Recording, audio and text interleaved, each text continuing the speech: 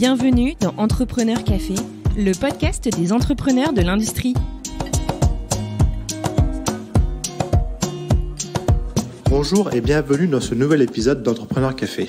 Moi, c'est Xavier Riquier, l'un des cofondateurs du podcast, et aujourd'hui, je vous amène à la rencontre de Massis Sirapian, chef de pôle adjoint Innovation Ouverte à l'agence Innovation Défense. Dans cet épisode, Massis revient avec nous sur son parcours qui l'a amené à occuper de multiples fonctions à la Direction Générale de l'Armement, puis dans une PME du secteur défense, avant de participer à la création de l'agence Innovation Défense en 2018. Massis explique en détail comment s'est structurée et fonctionne l'agence, sa relation avec les startups et surtout partage sa vision de l'innovation sur une thématique régalienne comme la défense, sujet ô combien d'actualité. Bon épisode! Bonjour Massis et merci de m'accorder ton temps pour cet échange. Bonjour Xavier. Massis, la première question que j'aimerais te poser, c'est est-ce que tu pourrais nous en dire un peu plus sur qu'est-ce que l'agence d'innovation de défense et quel est ton rôle au sein de celle-ci ? Oui, bien sûr. Alors déjà, merci Xavier de nous avoir invités, moi et du coup l'agence d'innovation de défense sur ton podcast. L'agence d'innovation de défense, nous avons été créés il y a à peu près 4 ans maintenant, septembre 2018, pour la volonté de la ministre Florence Parly, la ministre des Armées. Elle souhaitait regrouper en fait dans une organisation unique l'ensemble de l'innovation en fait du ministère des Armées. Donc d'où l'agence d'innovation de défense.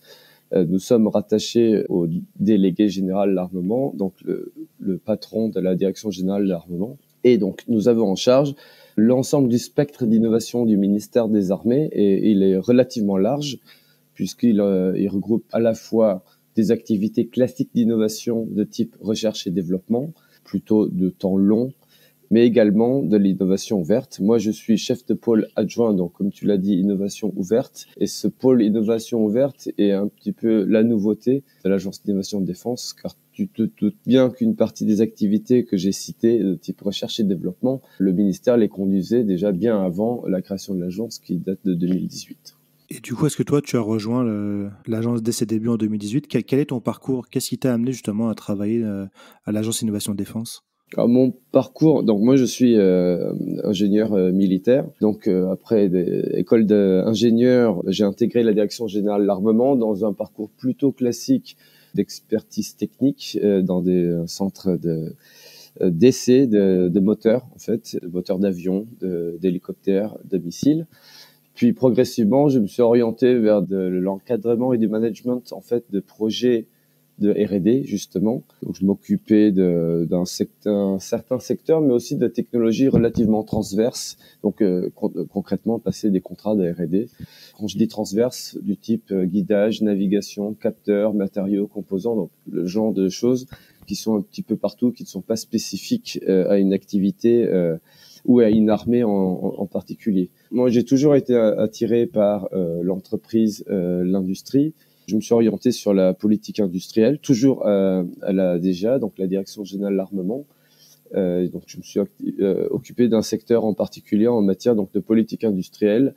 Les enjeux sont typiquement maintien de compétences qu'on juge critiques pour être toujours capable de produire certains équipements, donc pour assurer la souveraineté de la France. Puis, pour aller encore plus loin dans le monde de l'entrepreneuriat, j'ai passé 3 ans dans une PME industrielle dans le milieu de l'hyperfréquence, dans le cadre du pacte défense PME du ministre de l'époque, donc qui était Jean-Yves Le Drian, qui souhaitait en fait soutenir les PME de notre supply chain par plusieurs leviers. Et l'un des leviers était que la mise à disposition d'ingénieurs des officiers de corps d'armement comme moi dans les PME. Et donc, j'ai eu l'occasion de passer 3 ans dans un poste de management dans une PME industrielle.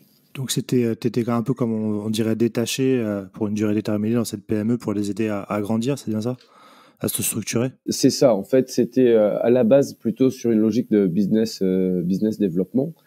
Et puis en plus, c'est quand même la rencontre de monde. Enfin, on parle pas d'un grand groupe de défense qui connaît très bien une partie de ses ingénieurs militaires, puisque le corps de l'armement, pour partie, rayonne et une partie des gens comme moi sont parfois quittent en fait le ministère des Armées et se retrouvent dans l'industrie, en capitaine d'industrie.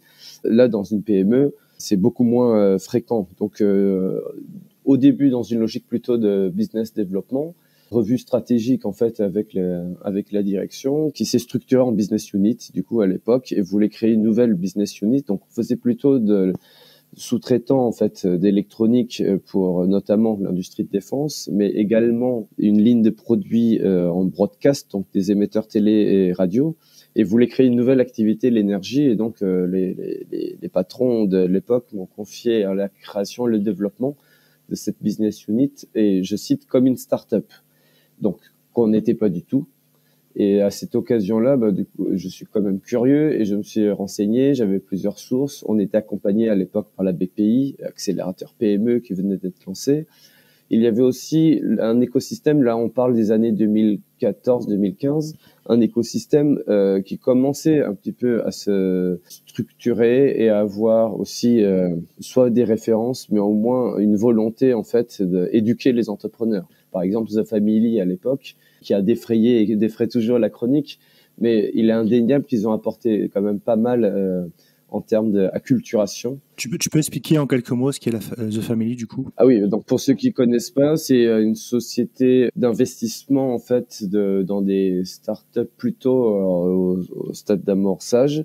Leur thèse à l'époque était plutôt portée sur le numérique et très scalable, donc qui peut passer à l'échelle très rapidement, mais avec une volonté quand même leur thèse en fait, c'était l'écosystème français et européen est toxique parce que on n'est pas une vraie logique entrepreneuriale versus un monde anglo-américain. Et donc essayer d'éduquer entre guillemets les entrepreneurs. Donc ils avaient un cycle qui s'appelait coup d'État à l'époque, payant, puis en fait c'était sur une plateforme gratuite. Et moi j'avais suivi aussi par curiosité, par en fait réseau, etc. J'étais arrivé sur cette source-là, donc c'était assez intéressant à la fois d'être abreuvé au discours institutionnel, mais aussi d'avoir un discours parfois plus de terrain et, il faut le reconnaître, clivant, mais très de première main. À l'époque, dans les startups qu'ils accompagnaient, il y avait Captain Train qui a été ensuite racheté par Trendline, etc. Et donc, moi, en revanche, j'étais dans une PME industrielle qui n'était pas du tout dans cette logique-là. Et donc, dans le parcours, puisque j'en reviens à ta question, en fait, la réflexion dans laquelle j'étais, c'est il se passe quelque chose quand même en France, en Europe, dans le monde, qui est la transformation numérique, l'accélération de l'innovation et l'émergence des startups, et pas tellement au sens de très petites entreprises ou de PME, mais vraiment startup, c'est acteur économique un petit peu différent, à la recherche de son modèle économique, etc. Et bon, moi, je suis serviteur de l'État. Enfin, j'étais quand même drivé et élevé comme ça. Je me disais, mais il faut quand même défixer l'administration, le ministère, en préparant à cette vague qui est en train d'arriver.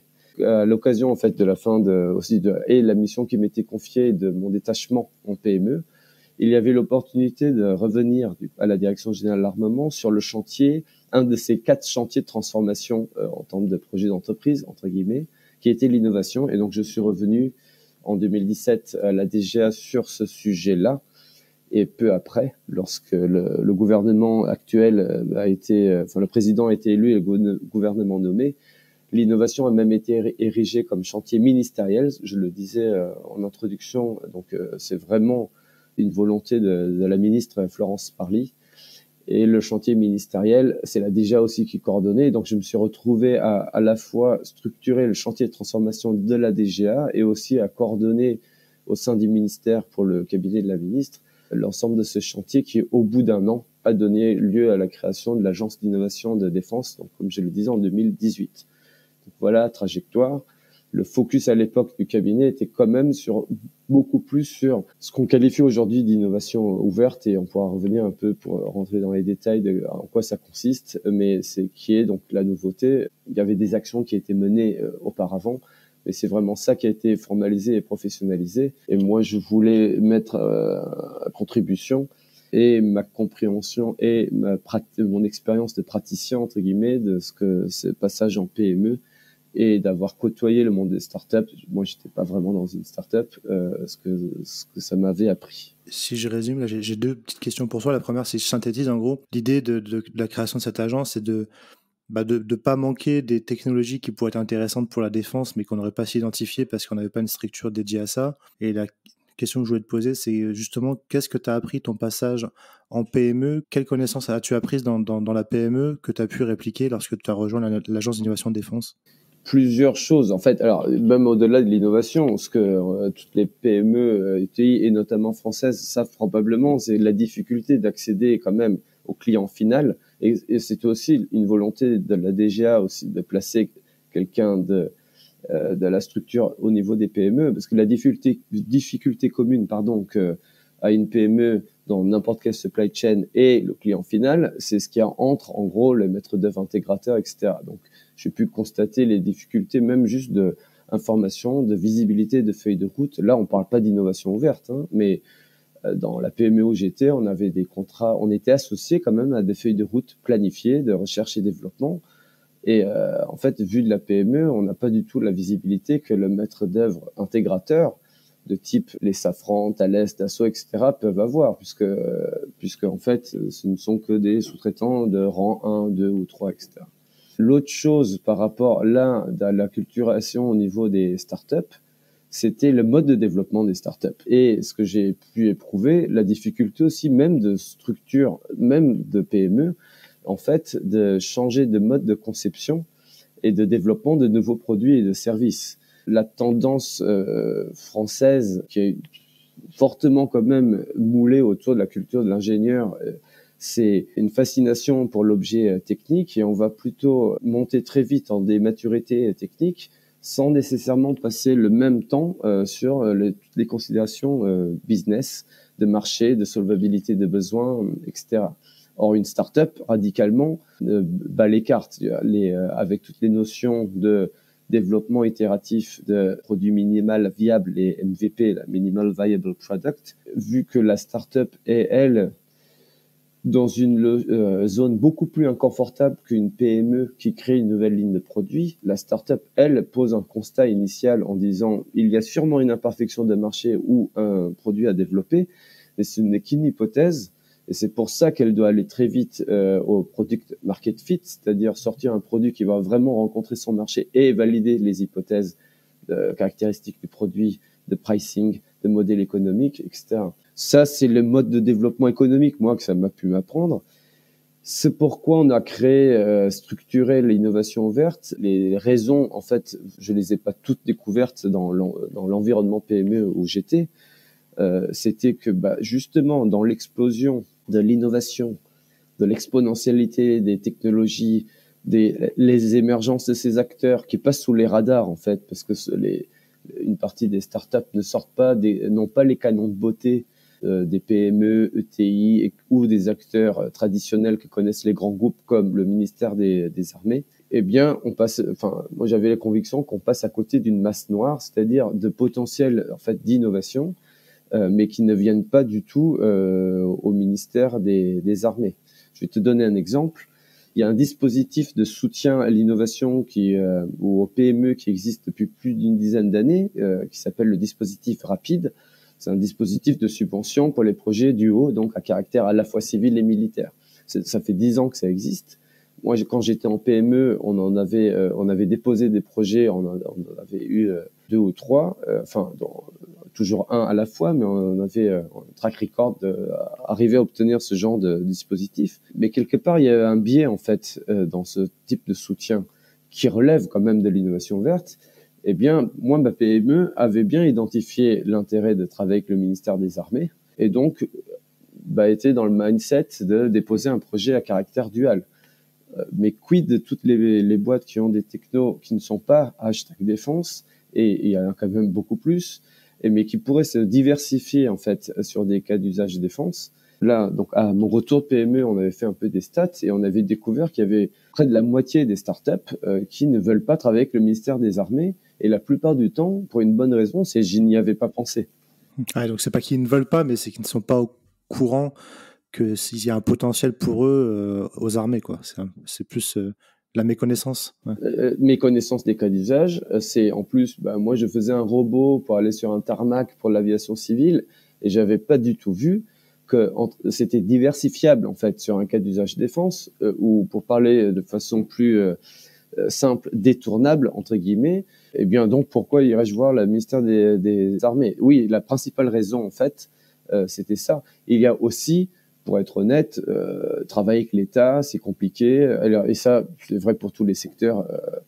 C'est pas spécifique au ministère des Armées. Oui, c'est une question que j'allais te demander. Est-ce qu'il n'y a pas aussi le fait de se dire l'État, et c'est très compliqué, beaucoup de procédures, d'appels d'offres, et puis au niveau des paiements, parfois, c'est un peu, voilà, donc on va s'éviter ça. Alors oui, c'est long, c'est incohérent, ça paye mal, etc. Je corrige quand même un point, c'est que, ça fait plusieurs années de suite que nous, au ministère des Armées, sommes le meilleur payeur côté étatique, c'est-à-dire le délai de paiement le plus court.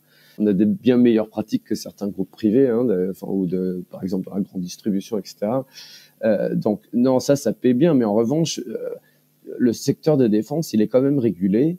Il est à cycle long. Il est incertain. Donc ça, c'est des caractéristiques plutôt de notre secteur. Et d'une façon générale, ouais, voilà, quand tu es une start-up et que tu te développes, c'est vrai, en fait, de tous les clients B2B, ça va être des grands groupes. À chaque fois, il y a un décideur de plus qui va se rajouter dans la réunion. Tu vas avoir en moyenne 5 réunions pour avoir le décideur. Ça, c'est le genre de choses, justement, que moi, j'avais appris en PME et même avec nos clients civils. Hein. Les grands groupes sont structurés de façon...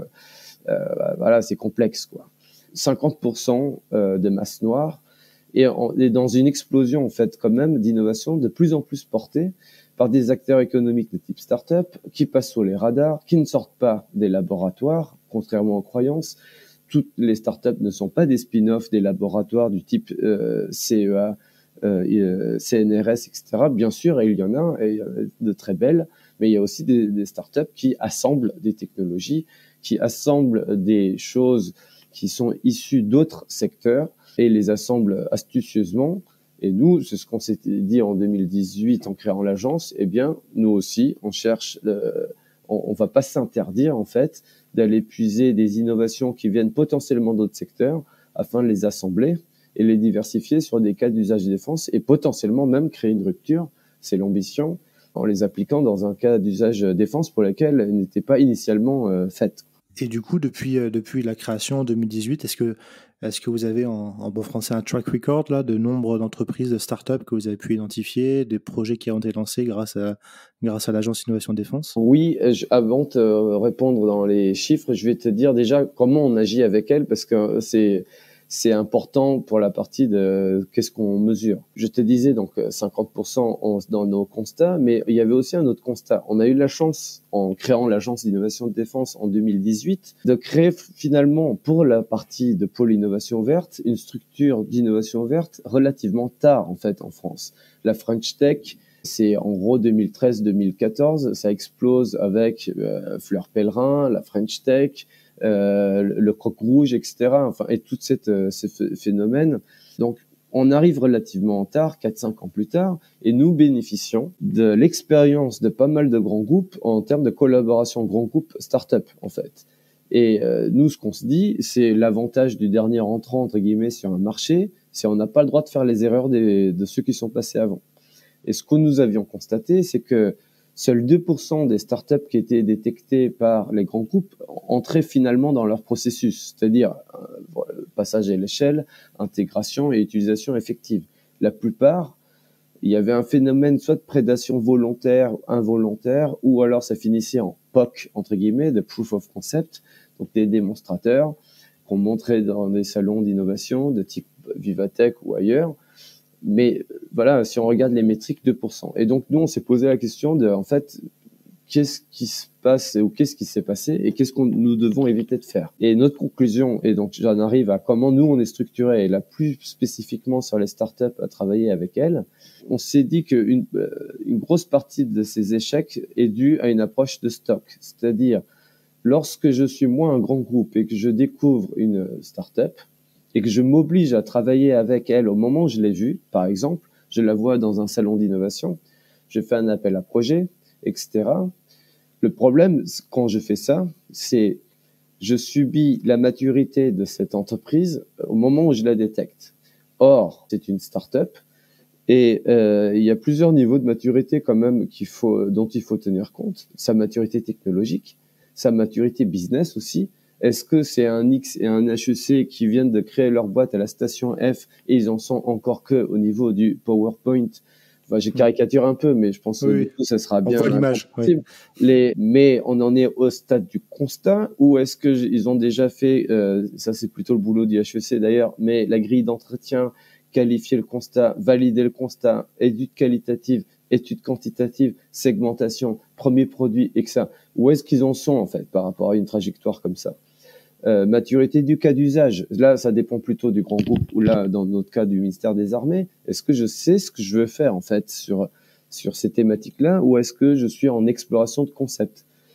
Et donc, l'approche de stock, nous, on voulait opposer une approche de flux, c'est-à-dire je décorrèle le moment où je vois une boîte et je travaille avec, pour tenir compte justement de sa maturité. Nous, notre obsession pour les startups, c'est de ne jamais les défocaliser de leur trajectoire civile, parce que nous voulons être un relais de diversification pour les raisons que j'ai déjà évoquées. On est cycle long, etc. Mais on est aussi un marché de niche, quoi qu'on fasse.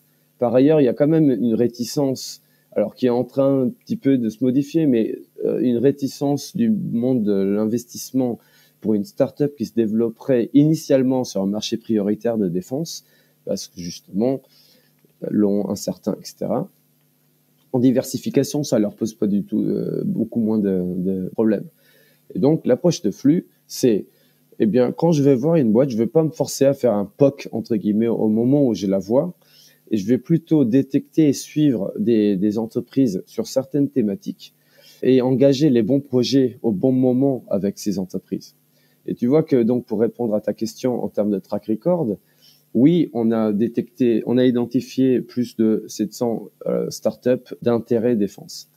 Sur la partie, on les a détectées nous. Je parle même pas de celles qui sont venues d'elles-mêmes s'identifier sur notre portail internet, sur notre guichet unique. On en a qualifié plus de la moitié, enfin presque, ou même, enfin on est aux alentours de 400. Quand je dis qualifié, on a reçu les fondateurs de toutes ces startups sur une durée longue. Donc les pitchs de 10 minutes, on n'est pas du tout fan. Et je ne dévoile aucun secret, mais aucun entrepreneur n'est fan aussi des pitchs de 10 minutes. Nous, on prend 1 heure, mais on veut comprendre le projet, on veut comprendre l'équipe, et on veut comprendre surtout leur trajectoire. Parce que quand on va initier derrière le bon projet au bon moment, on va financer des maquettes, des démonstrateurs, des prototypes avec un contrat ou une subvention, mais surtout, on va financer des fonctions que ces entreprises allaient de toute façon développer pour leur feuille de route civile. Une start-up, elle a toujours une feuille de route délirante pour devenir $1 billion compagnie. Elle est toujours en retard de l'exécution de sa feuille de route. Donc, mais ces fonctions qui sont prévues soit pour mieux servir un client existant, soit pour ouvrir un nouveau segment de marché, si certaines de ces fonctions-là, moi, elles me sont critiques pour un démonstrateur, dans mon cas d'usage un peu atypique défense, si j'appuie par un projet, par exemple, de démonstrateur, eh bien, je ne la défocalise pas. Mais c'est ça qu'on entend par le bon projet au bon moment, c'est je vais faire soit une maquette pour illustrer un concept, un démonstrateur pour démontrer des fonctionnalités limitées mais qui sont clés, soit carrément un prototype, la première de pré-série. Et donc, l'entonnoir qu'on avait présenté à l'époque pendant le chantier innovation, c'était de dire que quand je vois 100 entreprises, là, en chasse, en détection, quand je vois 100 entreprises, c'est 10 projets de maquette et un prototype. On veut vraiment un entonnoir qui a une forme d'entonnoir et pas une forme de cylindre. L'entonnoir de l'innovation prend souvent la forme d'un cylindre en R&D plus classique, sous contrainte budgétaire, et c'est vrai dans les grands groupes. Quand tu as une contrainte budgétaire et les besoins qui ne descendent pas, eh bien, il y a une réticence à prendre trop de risques. Et donc, d'essayer des choses un petit peu à côté. Normalement, les équipes de R&D qui doivent quand même préparer en fait et dérisquer des feuilles de route tirées pour nous par une loi de programmation militaire, parce que ce sont des besoins de nos clients internes, que sont les armées. Eh bien sûr, ils seront moins joueurs entre guillemets ou adeptes de la prise de risque. Nous, on cherche vraiment un entonnoir qui a une forme d'entonnoir. Et aujourd'hui, en termes de transformation de ce funnel, on est dans les ratios que je t'ai cités. Bien sûr, par coup de bol, on tombe aussi sur des entreprises qui sont déjà à des maturités plus élevées. Le cas d'usage est plus élevé, les maturités sont plus élevées. Ça nous permet parfois d'avoir directement des expérimentations ou des déploiements sur le terrain. Mais ça, c'est du coup de bol, entre guillemets. On peut pas s'engager sur le coup de bol lorsque la mission, c'est de l'innovation ouverte, de diversification auprès de ces startups. De ce que je comprends, ça nécessite quand même de votre part aussi un suivi, d'être capable de suivre les startups que vous avez identifiées avec lesquelles vous avez eu le premier entretien pour vous dire au bon moment, il faudra qu'on les recontacte ou qu'on réactive le sujet pour lancer un démonstrateur. Donc il y a une base quand même chez vous d'être capable de gérer cette masse de startups, plus de 400 que vous avez rencontrées, pour pouvoir bien comprendre leur projet, leur développement et de savoir quand c'est le bon moment de les recontacter pour lancer un démonstrateur si possible.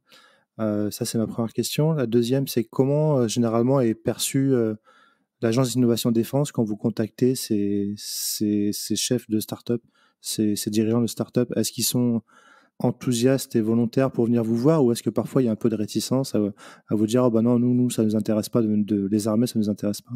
Pour répondre à ta première question, base de données, etc. Oui, on a, puisque a priori, à partir du moment où dans ma thèse, je décorrèle le moment d'identification de la boîte et du moment où je collabore, eh bien, par exemple, hier encore, j'ai vu un projet relativement early. On a convenu qu'on se voyait sous 6 mois.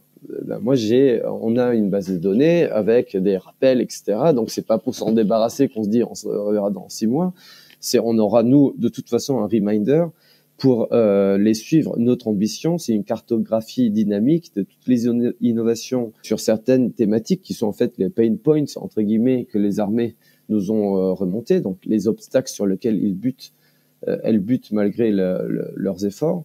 Donc oui, la base, elle sert à garder une sorte de main courante et de savoir où c'en est. Et bien sûr, parfois, ce sont plutôt des jalons de quand tu auras levé de fonds, reviens vers moi, parce qu'en fait, c'est là où il y aura un événement clé. Parfois, écoute, c'est trop tôt en fait, et si on commence à regarder des démonstrateurs ou ce genre de choses maintenant, en fait, avec toi, ça va te défocaliser. Faut déjà concentre-toi sur ton marché civil. Mais ça veut pas dire qu'on se prend pas des verres ensuite avec ces entrepreneurs, on garde le contact. Mais temporairement, pour certaines de ces entreprises, on leur ferme la porte. Là, j'ai 100%, toutes celles auxquelles on a donné ce conseil, qu'on les a revues à leur initiative, à la nôtre, nous ont remerciés parce que, en fait, ça leur a permis d'être beaucoup plus focus. Pour une PME, c'est peut-être un peu moins critique. Pour une start-up, tu peux lever des fonds, tu lèveras pas du temps. Les équipes c'est une denrée rare, etc. Et c'est un feedback relativement rare de la part d'un grand groupe. Je reviens à cette approche de stock. C'est sympa ton truc, faisons un POC. Mais s'il n'y a pas de besoin solvable, par exemple, si c'est une maquette qu'il faut faire pour juste illustrer un concept, c'est peut-être plus simple de faire venir un client civil, un grand groupe client civil de cette boîte-là, ou un prospect, pour qu'il y ait une sorte de témoignage. Ça va défocus la startup pendant une demi-heure, plutôt que partir sur un délire technologique, etc., quoi. Donc oui, on a une base de données. D'ailleurs, elle est partagée au sein du ministère avec l'ensemble des acteurs d'innovation, donc qui ne se limite pas du tout à l'Agence d'innovation de défense, ni à la Direction générale de l'armement. La base est ouverte aux états-majors, direction service, donc concrètement les armées, etc. La ministre avait dit en créant l'agence, je veux que l'Agence d'innovation de défense soit le chef d'orchestre de l'innovation du ministère. Emmanuel Kiva, donc qui est le directeur qui a été nommé en 2018 à la tête de l'agence, avait rajouté « et nous ne comptons pas jouer tous les instruments ». Et donc, dans cette logique-là, la base, elle est ouverte parce que, en fait, c'est aussi un outil de veille et que chaque agent du ministère est un capteur. On sensibilise tout le ministère, on la culture à c'est quoi une start-up, les codes aussi. C'est très dur de distinguer les disieux et les faiseux et on prétend pas avoir la recette magique. Mais également ne pas appliquer à une start-up les règles un petit peu plus processées, par exemple des achats, que c'est normal en termes les ratios et les KPI d'une start-up ne peuvent pas être celles d'une PME, etc. Donc oui pour la base de données en plus, il y a quand même un autre élément. Nous sommes, en tout cas pour les militaires, soumis à des rotaries en fait de mutation. et ça permet quand même de garder une capitalisation de l'information et en termes de follow-up, de pas perdre le fil. Pour ta deuxième question sur la perception de l'agence, donc il y a deux choses, c'est la chasse et la pêche quelque part, puisque dans notre fonction de détection d'innovation, on a un capteur quand même qui est trivial, qui est notre portail internet, qui est un guichet unique où tu peux demander à financer un projet. On est en train d'ailleurs de modifier un peu le modèle en disant plutôt une mise en relation pour être sûr que le cas d'usage sur lequel tu déposerais un projet est avéré. Parce que si tu es extérieur au ministère, tu connais peut-être pas en fait les cas d'usage un peu défense, et il est plus facile d'itérer avec des représentants des utilisateurs plutôt que sur un document technique de 60 pages où on monte dès la 5e, dans le temps de montée du transistor, etc. Bref, c'est pas très agile.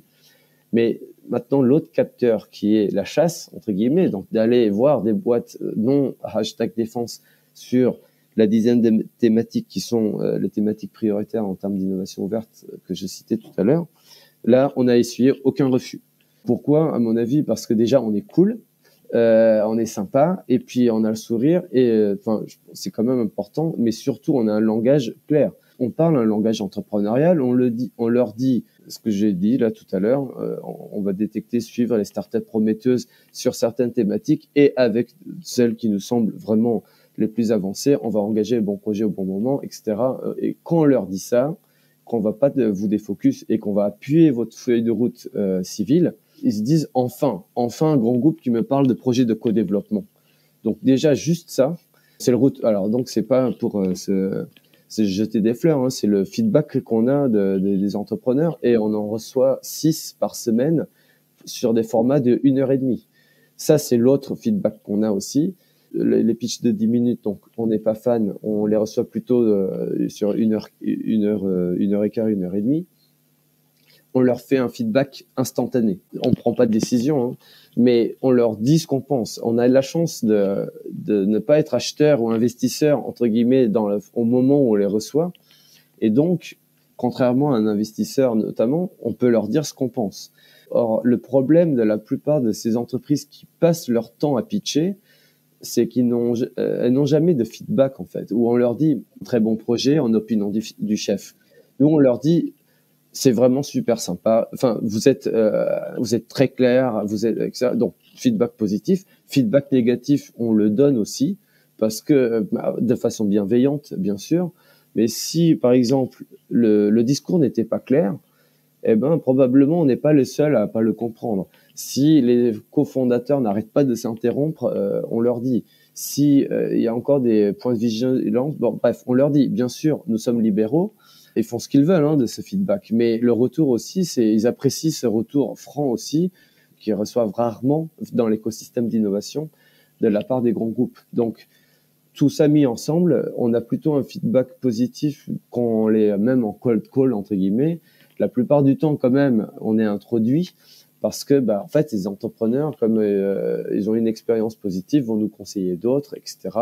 On travaille aussi avec des incubateurs, des accélérateurs, puisque eux voient l'intérêt d'une agence comme la nôtre qui, sur une opportunité de diversification, pourrait accélérer leur feuille de route civile. Et ça, il y a que nous, agence d'innovation de défense et ministère des Armées, qui peuvent avoir cette intuition. Nous ouvrent aussi leurs portes et nous mettent en relation avec leurs entrepreneurs. Je me posais la question, alors je ne sais pas si c'est une info confidentielle ou que tu peux partager avec nous, mais dans les technologies ou les projets, les besoins que vous remontent vos clients internes, est-ce que il y a plus de demandes de la part de l'armée de terre, de l'armée de l'air ou de la marine, ou est-ce que c'est équivalemment réparti, ou est-ce qu'il y a vraiment un secteur où il y a beaucoup plus de demandes qu'un autre? Ça, c'est ma première question. Et est-ce qu'aussi il y a une typologie de technologie qui est majoritairement demandée par vos clients internes? Alors, pour répondre à ta première question, on compte pas les points par couleur d'uniforme en fait, et même tout le ministère est plutôt dans une logique interarmée. Les capacités militaires en fait à venir. Donc, on parle beaucoup d'innovation ouverte depuis le début, mais on communique aussi à l'agence d'innovation de défense sur le budget annuel d'1 milliard d'euros opérationnel, donc budget opérationnel que nous avons. Mais l'immense majorité en fait de ce budget va du côté R&D. La partie recherche et développement, elle est tirée par ce qu'on appelle, nous, le capacitaire, c'est-à-dire le président de la République, un livre blanc, une revue stratégique, énonce la vision politique de moi, France, je veux être capable de projeter telle capacité militaire sur tant de théâtres d'opérations à la fois, etc. L'état-major des armées et les états-majors d'armées déclinent en fait cette volonté en effet militaire. Puis il y a un dialogue avec la direction générale de l'armement pour transformer ces capacités militaires qui sont pas encore à ce stade-là. C'est pas terre, air, mer. Hein. Ce sont des capacités militaires, ce sont des effets. On parle d'état final recherché. Ils vont transformer en programme, en équipement, en programme d'armement, etc. Et ça va devenir, pour délivrer les faits, il me faut un Rafale, etc. Donc tu vois qu'à la base, tout ce qui quand même oriente la partie R&D et même du coup les 12 milliards d'euros d'équipement des forces que la DGA ensuite passe par an, n'est pas mu par une logique de milieu ou d'armée, mais plutôt de capacité. Ceci étant dit, pour la partie innovation verte, on est à la base allé voir plutôt les armées, les trois armées, en leur disant quels sont les obstacles sur lesquels vous butez malgré vos efforts, etc. Elles ont remonté à peu près le même nombre de lignes. Mais ce que nous avons fait, on les a agrégés. On a effacé parfois des terminologies, parfois des accents différents, parce qu'en fait, ils parlaient relativement des mêmes choses. Et c'est comme ça qu'on a créé les thématiques prioritaires, qui alors, pour le coup, en termes de confidentialité, elles sont sur notre site internet. Quand il va sur le guichet unique de l'agence, donc le portail où on peut déposer un projet ou vouloir se faire connaître de l'agence, les thématiques, elles sont affichées. Elles sont affichées en français d'ailleurs. La vocation était double en fait en faisant des grandes catégories. Déjà en fait orienter notre chasse, effacer aussi les vulnérabilités parce que on veut pas non plus pas de notre job tout de suite, mais tu penses bien que les irritants, les pain points qui remontent sont à la fois des axes d'amélioration, mais peuvent aussi potentiellement être des vulnérabilités. Et enfin, dernier objectif, c'est être compris du civil. On parle d'innovation ouverte. Si je dis intelligence artificielle pour le commandement, je mets au défi quiconque nous écoute, qui n'est pas acculturé à la défense, de comprendre de quoi il s'agit. Oui, c'est un terme un peu abscon pour les non-initiés. Ouais. Et donc, ça finit donc la plupart des thématiques, tu retrouveras par exemple gestion de flotte de véhicules autonomes, interface homme-machine et humain augmenté. Donc, humain augmenté, on parle de charge cognitive, de exosquelette, de suivi neurocognitif du combattant. Ça intéresse autant l'armée de terre que les pilotes de l'armée de l'air et de l'espace, par exemple. Et les catégories, en fait, qu'on a retenues pour orienter nos actions de veille, mais aussi de conduite de projet, elles sont transverses et la plupart du temps communes aux trois armées. Donc, pour répondre aussi, tu disais, est-ce qu'il y a une techno qui ressort plus qu'une autre, etc. On leur a pas demandé des technos, on leur a demandé des problèmes, entre guillemets. Et donc, en fait, les obstacles qui nous ont été remontés les plus fréquemment, on en a fait les grandes familles. Et donc, c'est celle que j'ai énoncée. Supériorité informationnelle, interface homme-machine et humain augmenté, énergie, tout ce qui tourne aussi autour de la santé, avec parfois des problématiques assez qu'on ne retrouve pas forcément dans le civil. Par exemple, la télémédecine, c'est sympa, mais quand nous, on est en opération extérieure, on n'a pas forcément la fibre connectée, quoi. Donc, en termes de comment j'arrive à transmettre des données de ce genre-là avec un tuyau relativement limité et où quand il y a une priorisation, c'est pas forcément les données autour de la santé qui vont être... on a des choses autour de la santé. Et voilà, dans supériorité informationnelle, si on fait un focus, on a tout ce qui est détection de comportements anormaux, recueil et traitement de données massifs. Là, c'est à peu près toutes les directions de service et également les armées qui nous remontent ça. Et on n'a pas de techno. On souhaite aussi, en fait, avoir la même approche sur des maturités plus basses en allant chercher des technos. Mais une fois, un incubateur nous avait posé la question, moi, j'ai plein de startups qui tournent autour de la data. Est-ce que ça vous intéresse? Mais moi, peu m'importe, en fait, si c'est de la 5G, de l'IA ou du biomimétisme. Une startup ou une entreprise ne se crée pas pour faire une techno, elle se crée pour résoudre un problème. Moi, je partage mes opportunités. Si pour ça, elle doit mettre en œuvre de la 5G comme un essaim d'abeilles biomimétisme, fine, mais c'est pas une finalité en soi.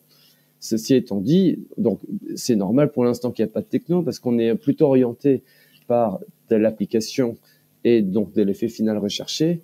On a l'ambition en fait aussi de mener cette logique en fait de détection, diversification aussi au niveau des technologies.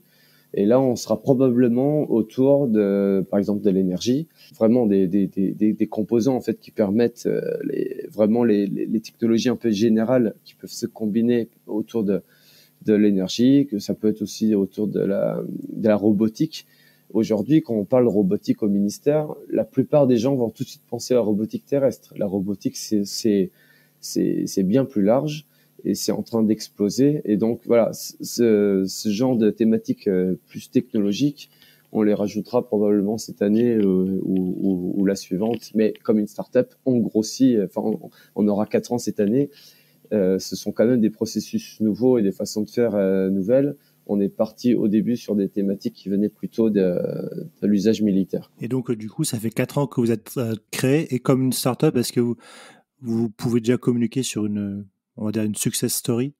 Est-ce qu'il y a un exemple de start-up ou de PME même innovantes que vous avez rencontrées avec lesquelles vous avez pu développer un produit ou un démonstrateur dont tu peux parler aujourd'hui? Je peux prendre un exemple, par exemple, typiquement, donc c'est une start-up qui nous contacte, qui fait des détecteurs type caméra, qui les courbe, en fait, comme une rétine. La plupart des capteurs, par exemple, que tu as dans le caméra de ta smartphone ou dans un appareil réflexe ou même dans les équipements spatiaux, ils sont plats. Et ça pose plein de problèmes, en fait. Cette start-up, on la détecte par nos réseaux. Là, vraiment, au côté innovation verte, on la reçoit. Et en fait, on se rend compte que effectivement, il pourrait y avoir des applications défense. Alors, là, on parle de composants. Et là, c'est quand même aussi une spécificité de ce qu'on fait. Nous, on ne développe pas que des applis numériques, etc. Enfin, on est aussi sur des sujets hardware. Je te laisse imaginer les temps aussi que ça implique. On n'est pas juste à développer du code. Soit à développer du code en disant voilà, nous on est startup.io, on a développé WhatsApp pour un chat diabétique qui était la niche non exploitée jusque-là par Facebook, etc. Ok, c'est sympa, mais du coup, les itérations hardware, là on parle en plus de composants, sont un peu plus longues. Eh bien, on les a rencontrés en 2021, plutôt en début d'année.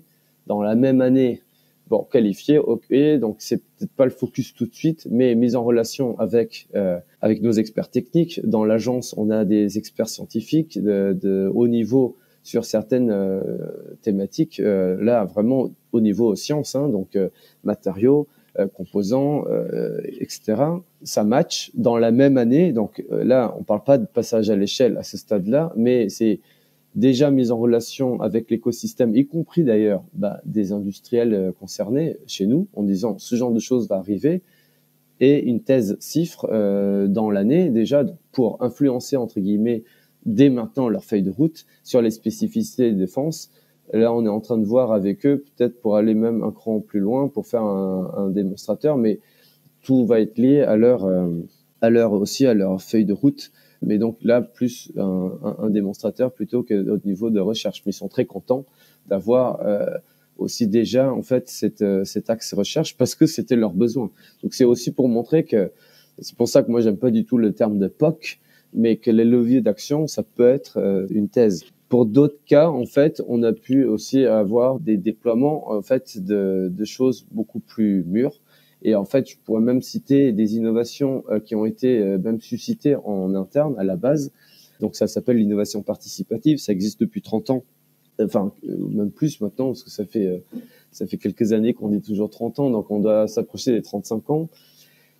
Et ça, on est arrivé jusqu'au passage à l'échelle et industrialisation.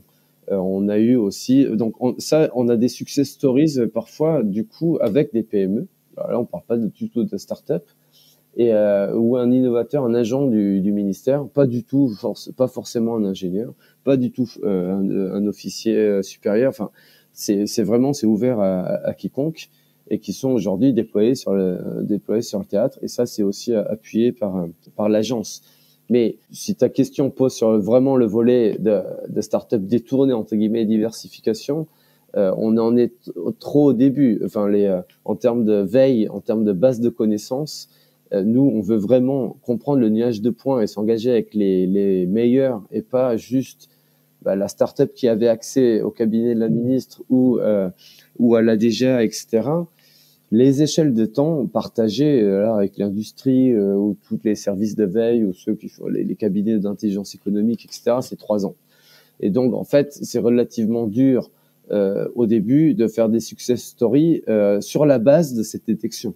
En revanche, des projets que les armées nous ont amenés et qui ont pu être déployés ou en phase de l'être, il y en a plus. Mais en revanche, c'est pas forcément des startups et c'est pas nécessairement issu de cette logique que je qualifie moi de diversification, quoi. C'est plus de la R&D qui était pas planifiée, c'est des besoins mal couverts. On est plutôt sur de l'incrémental ou vraiment du besoin non couvert. Alors que ce qu'on cherche à faire en allant chercher des entreprises dont des startups, en les diversifiant, c'est potentiellement une rupture parce qu'en fait, c'est ce que font la plupart d'ailleurs des startups. Je te disais qu'une partie assemble des technologies, elles assemblent des technologies d'autres secteurs et elles créent une rupture dans le secteur où elles les appliquent. Il y a une très belle startup dont je me souviens jamais de nom qui fait des vélos de livraison en ville de type humano-tracté, là. C'est un vélo ultra rustique et elle fait des très belles trajectoires en termes de croissance, etc. Elle a aucun IP qui sort d'un labo. Elle assemble, je crois, 150 pièces différentes qui sortent de secteurs différents du cyclisme et en les assemblant, il disrupte son secteur. Nous, pour la partie chasse, c'est ce qu'on cherche à faire aussi. Et du coup, on chante les louanges, disons, de l'approche de flux. L'approche de flux a un inconvénient, il faut amorcer le pipe. Mais en revanche, par rapport à la logique 110.1 que je disais, on est complètement sur la trajectoire. Et enfin, tu as parlé de confidentialité. Tu comprends aussi qu'on est réticent sur les choses qui ne sont pas #défense, qu'on a spoté et qu'on suit, à les rendre trop publiques, même s'il y a une pression autour de l'innovation à communiquer, etc. Parce qu'on est aussi quand même sur des logiques de souveraineté et d'intelligence économique et on veut pas non plus trop faciliter le travail des gens d'en face, quoi, comme on dit. Donc voilà. Donc pour tout ce qui est dans le pipe de assemblage ou de diversification, c'est pas forcément les projets sur lesquels on souhaite communiquer, parce que voilà, on est l'agence d'innovation de défense, on n'est pas une agence d'innovation tout court. Et justement, ça m'amène à mon avant-dernière question. On en a déjà parlé avant, mais du coup, ça veut dire que toutes les entreprises que vous rencontrez, vous vous assurez que les actionnaires de ces entreprises ne sont pas des gens peu recommandables ou potentiellement à risque pour la souveraineté de la France. Alors, pas forcément en fait. Alors, bien sûr, on se pose la question, mais il y a un service de l'intelligence économique et des affaires industrielles à la DGA. Leur boulot, c'est de suivre en fait un ensemble d'actifs avérés qui sont critiques, stratégiques. Donc, ce sont des PME, des ETI, et il y a vraiment des entreprises de toute taille. Mais ce tissu-là et pas juste les 9 gros que tout le monde connaît, les Airbus, Dassault, MBDA, etc., qui assurent la capacité à la France d'avoir une souveraineté industrielle qui lui permet de délivrer la capacité militaire qui dérive de la vision politique, etc. Nous, on fait autre chose, en fait. Là, on est en train de regarder des actifs potentiels. Et si j'applique les mêmes règles dès le début, par exemple, ils doivent être tous français, habilités, etc., ça n'a pas de sens. En revanche, se poser la question relativement tôt, y compris d'ailleurs sensibiliser les entrepreneurs en disant « Ok, c'est peut-être pas le moment aujourd'hui de travailler ensemble, mais si quand même tu y penses un jour, attention à ça, donc en termes de sécurité économique, etc. » Donc, alors c'est pas notre job, hein. Il y a la DGSI et d'autres, le CICE, enfin le service d'information stratégique et la sécurité économique et ces antennes départementales dont c'est la mission, la gendarmerie, etc. Mais nous, on peut sensibiliser. Ensuite, une des questions quand même qu'on pose, mais parce que qu'on fait le tour de tout projet, c'est oui, il y a qui dans l'équipe et puis il y a qui au capital, effectivement. Mais c'est plus aussi pour comprendre à quel point les fondateurs qu'on voit sont libres de faire ce qu'ils voudront derrière. Le discernement, c'est de donner aux choses la juste place qu'elles méritent. Et donc, lorsqu'on est au stade potentiel ou même maquette, on va être beaucoup plus ouvert que quand on en est au stade de démonstrateur ou de prototype, parce que là, en fait, le match est déjà un peu plus fait, quoi. L'intérêt défense était déjà avéré. D'ailleurs, la plupart des startups ou des entreprises qui arrivent à ce stade-là demandent d'elles-mêmes à se faire habiliter, etc. Et nous, on veut juste s'assurer que les boîtes qu'on aurait vues trop tôt ne se mettent pas dans une position intenable à leurs dépens, en faisant rentrer, par exemple, des investisseurs incompatibles, en gros, avec notre secteur. On n'a pas de critères absolus, on reste ouvert, mais bien sûr, c'est un sujet important pour nous. Et puis, on se rend compte aussi qu'une partie, il y a une forme de naïveté quand même dans le monde de l'innovation, à tout partager entre techniques, etc. La beauté de mon algo, etc. On n'a pas que des copains en face, malheureusement, et que parfois nos alliés sont aussi des adversaires d'un point de vue économique, etc. Et ça, on sensibilise. Après, sans être parano. Mais il y a d'autres choses aussi, parfois plus subtiles. Parfois, on leur dit que lorsqu'ils trouvent un doctorant d'un coup sur une spécialité assez tendue, d'un coup, d'un pays un petit peu exotique, d'Asie par exemple, d'un grand pays d'Asie, voilà, ou ailleurs, mais 30% moins cher et d'un coup, et puis très sympa, etc. Bon, voilà, bien sûr, les coups de bol et les belles histoires, ça existe, mais comme disent les Américains, c'est pas parce qu'on est parano qu'on n'est pas suivi. Hein. Donc, ouais, voilà, on les sensibilise et plus on va entrer, et c'est pour ça que moi j'aime bien cette gradation maquette, démonstrateur et prototype. C'est que quand je suis au stade de maquette, c'est qu'un concept. En fait, d'ailleurs, j'ai même pas l'assurance que je vais faire ma vie avec cette boîte-là. C'est pour illustrer un concept. D'ailleurs, on est clair avec les entreprises qu'on rencontre et on suit un nuage de points. Donc, s'il y a ce stade-là, à cause des niveaux de maturité, par exemple, moi, mon ministère ne sait pas encore quoi faire autour de la notation d'image ou ce genre de choses, par exemple. Si je vois une startup qui est pas ultra dans nos critères, c'est pas grave en fait, parce que l'enjeu c'est de les défixer et c'est de les faire réagir autour d'une maquette. C'est beaucoup plus grave quand je suis au niveau d'un prototype.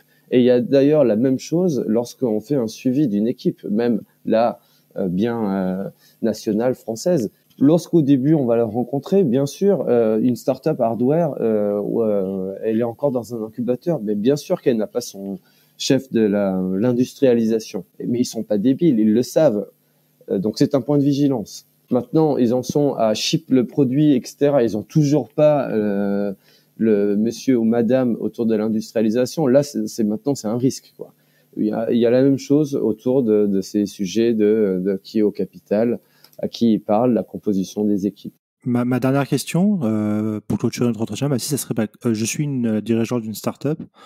J'aimerais te contacter ou contacter l'Agence Innovation Défense. Comment je fais? Tu m'avais parlé d'un site internet. Oui, tu vas sur notre site, donc c'est le site du ministère des Armées, défense.gouv.fr, donc /AID, Agence d'Innovation de Défense, et il y a un onglet déposer vos projets.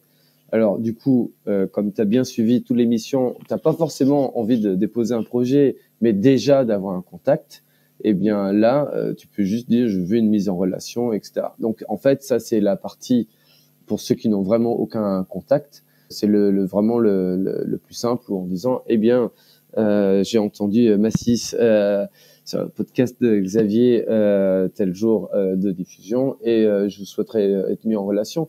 Je conseille quand même à la startup que tu représentes de regarder aussi si tu es dans les thématiques qui sont sur la même page internet, parce que ce sont quand même nos centres d'intérêt prioritaires. On est ouvert, hein, mais ça donne aussi quand même une orientation de ce qui nous intéresse en particulier. Et donc, si tu es une startup, moins que de 4-5 années d'existence et sur ces thématiques, tu es à peu près sûr que tu finiras dans notre format que j'ai évoqué, Sitting Startup, donc de rencontre, qui est le début de la relation avec les cofondateurs. Eh bien, merci beaucoup Massis pour cet entretien fort intéressant.